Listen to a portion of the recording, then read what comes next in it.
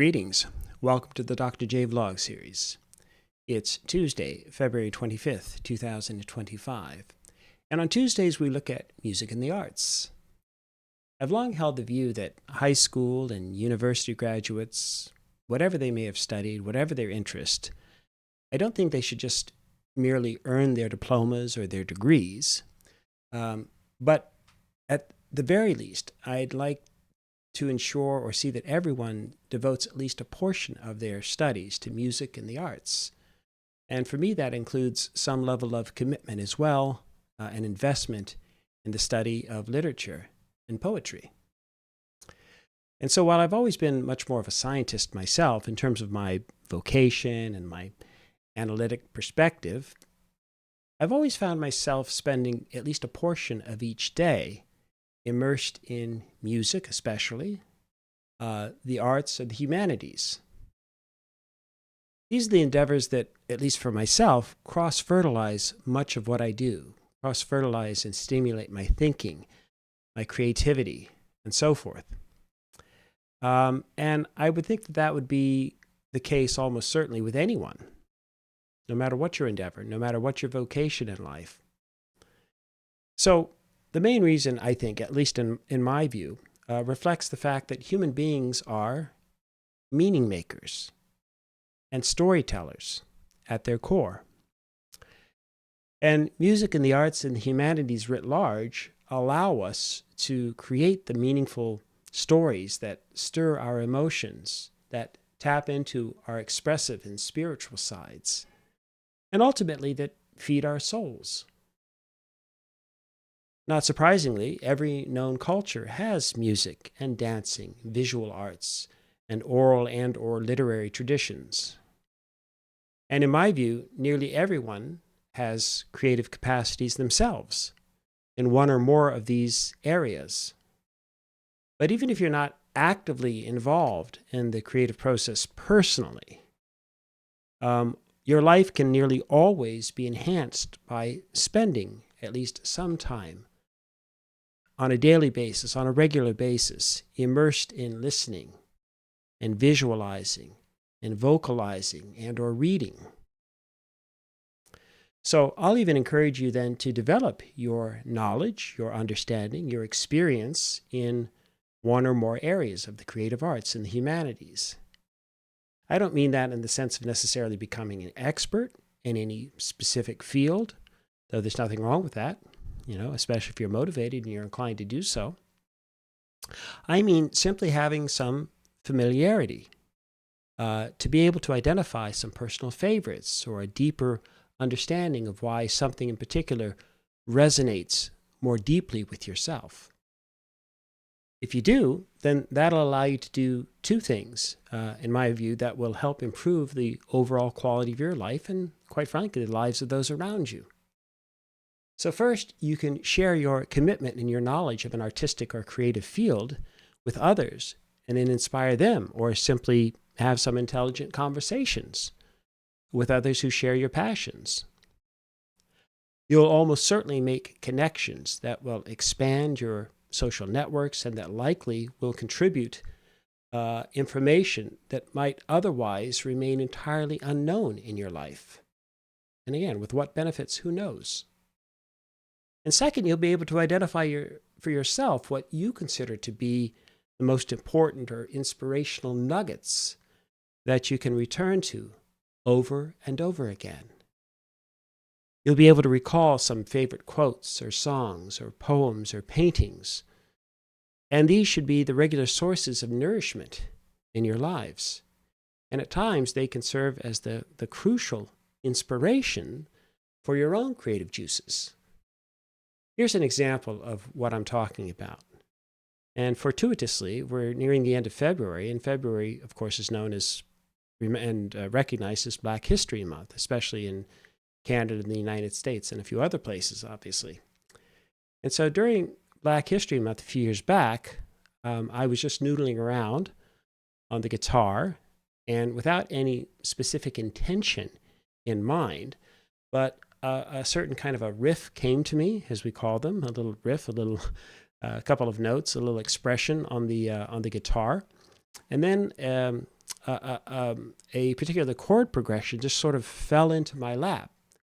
And it's difficult to explain precisely, but the point is that within minutes, I had virtually the entire structure of a song and a kind of melody line that I was just humming to myself as I was strumming along with the guitar. And so, and all of this happened, I'm not kidding, within 10, 15 minutes. And so then, for mostly unknown reasons, I thought that the piece sounded kind of jazzy. And my mind, for some reason, harkened back to the famous "Ain't I a Woman" speech by the ex-slave Sojourner Truth. And this was delivered in 1851 at the Women's Convention Center in Akron, Ohio. And I can't tell you exactly why I thought of her speech, but I immediately knew that her words would be the foundation of the lyrical content of the song. Okay? So here's her speech in full. Well, children, this is Sojourner Truth speaking. Again, 1851, Akron, Ohio, Women's Convention. Well, children, where there's so much racket, there must be something out of kilter. I think that twixt the Negroes of the South and the women at the North, all talking about rights, the white man will be in a fix pretty soon. But what's all this here talking about? That man over there says that women need to be helped into carriages and lifted over ditches, and to have the best place everywhere. Nobody ever helps me into carriages or over mud puddles or gives me any best place. And ain't I a woman? Look at me. Look at my arm. I've plowed and planted and gathered into barns, and no man could head me. And ain't I a woman? I could work as much and eat as much as a man, when I could get it, and bear the lash as well. And ain't I a woman? I have borne 13 children and seen most all sold off to slavery. And when I cried out with my mother's grief, none but Jesus heard me. And ain't I a woman? And then they talk about this thing in the head. What's this they call it? A member whispers out from the audience, intellect. That's it, honey. What's that got to do with a woman's right or Negro's rights?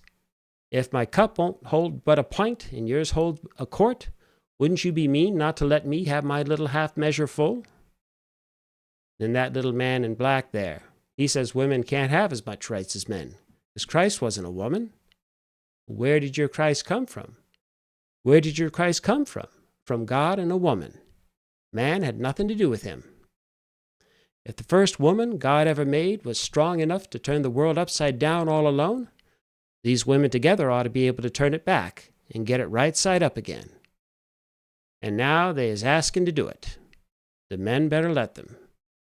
Obliged to you for hearing me, and now old sojourners ain't got nothing more to say. So that's her speech, and it's well known and printed and so forth. I'll leave a link as well in the description below. And so I worked with those words, with that message, and I added parts of that speech to the music. And then I thought too, well, might be a good idea to find someone else to sing this song too, or be a partner with me. Ideally, an African-Canadian woman who could be the lead vocalist, and I could then serve as the backing vocalist, as it were. And lo and behold, I remembered then that previous summer I'd had a student who mentioned that she enjoyed singing. She wasn't a professional, but this is just something that she liked to do on the side. And her name is Chisom Okorie. And what a fortuitous encounter. So, as it turns out, Chisom had just the right voice, I think, for the song, even though it wasn't typically the song or the type of music that she was used to singing.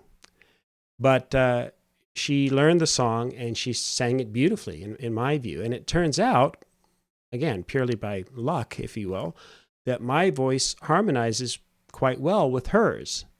So what I'm going to do now is share the song with you and do a bit of an analysis video. It's the last song that appears on side 1 of my debut album, the album titled 62 Since 62.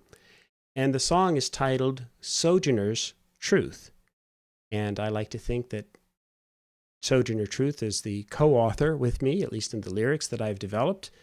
And as you'll see, I've taken some liberties and added, I think, what would seem to be an appropriate ending that sort of casts the song forward, even into the 21st century. So here we go. Let me change things up and have a listen, see what you think.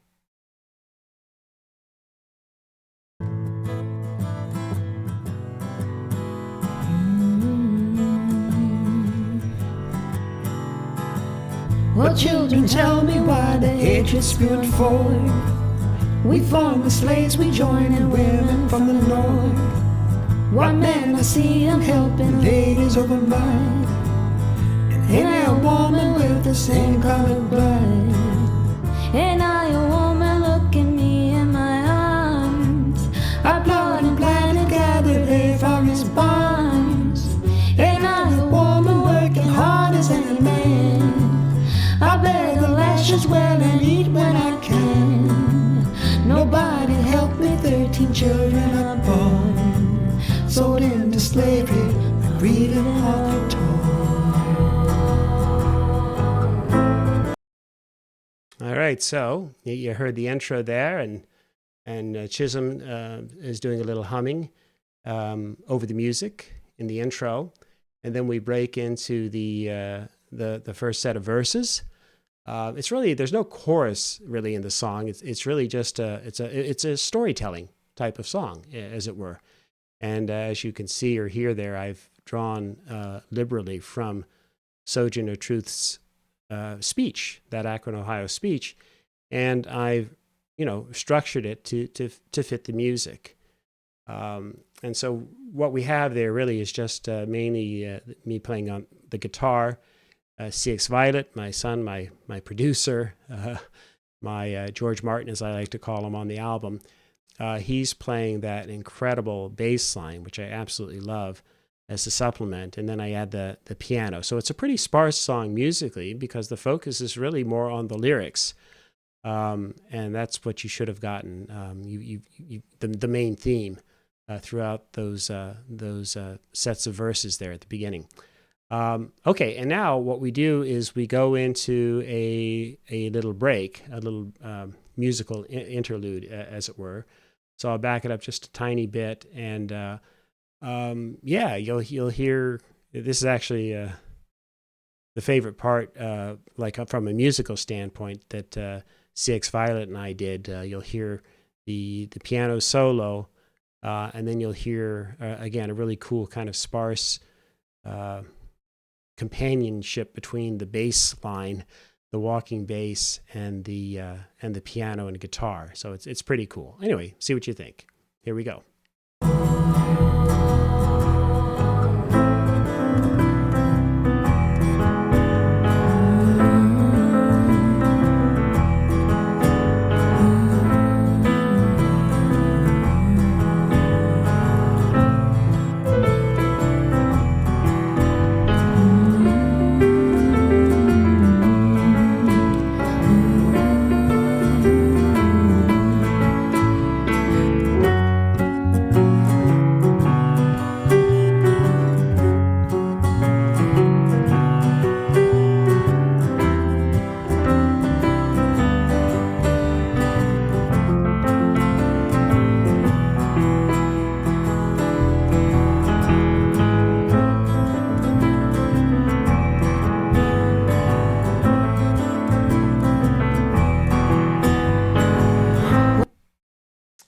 So that's the instrumental of the song, and Chisom does a little bit of humming over the first part of the instrumental as well. So I don't know if you picked up on that.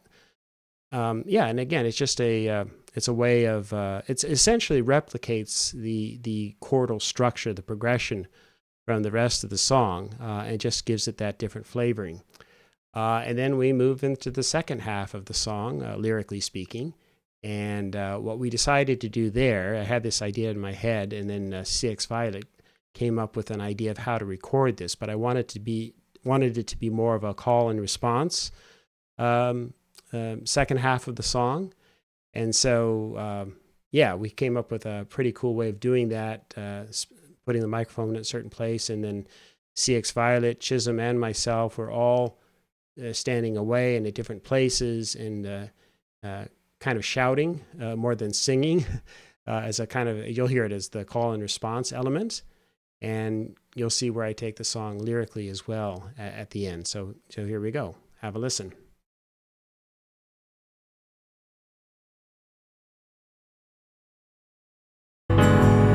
Well, children, listen, there's a racket by our eyes. He's wrong, the white man, yeah, but look how he fights. He knows I'm thinking I ain't got what he has. My cup be empty, so don't give me no jazz. And I, a woman, yeah, well, Christ was a man. But he's from God, a woman, no man in the plan, no. And I, a woman, strong on changing the world. With all my sisters and our passions unfurled, we out for justice and our day in the sun. Been long the journey, but we've only begun.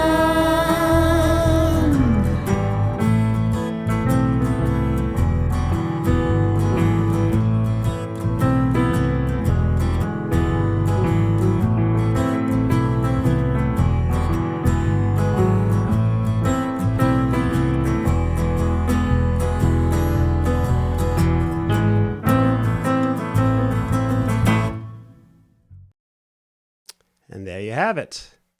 So, yeah, that was,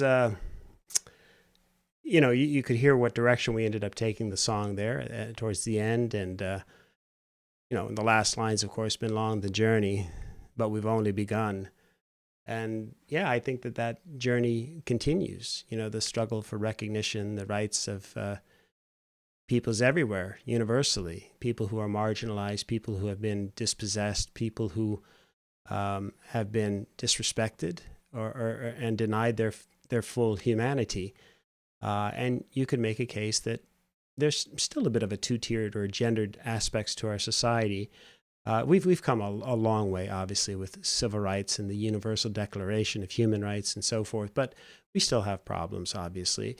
And I just like to think that this song captures the essence of what Sojourner Truth was talking about, and it still has relevance, almost 200 years later, I think, in many domains, in many aspects of human society and the human condition, as it were.